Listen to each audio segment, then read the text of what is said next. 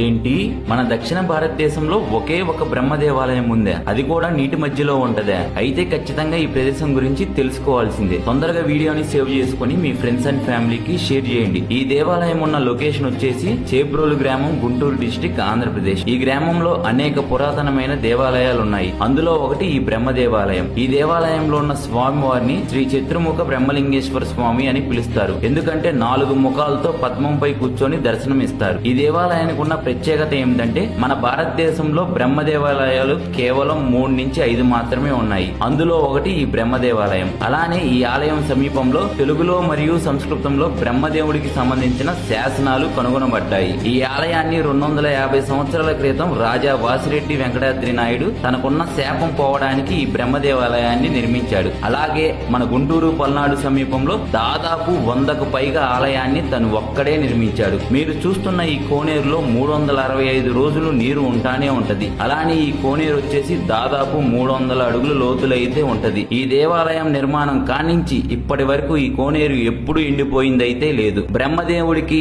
రాజా వాసిరెడ్డికి ఉన్న శాపం గురించి, అలానే ఈ దేవాలయం గురించి మరిన్ని విషయాలు మన యూట్యూబ్ ఛానల్లో చూడాలనుకుంటే కామెంట్ సెక్షన్ లో లింక్ అని కామెంట్ చేయండి. వీడియో నచ్చితే మర్చిపోకుండా లైక్, కామెంట్, షేర్ చేయండి. Love you all, see you again.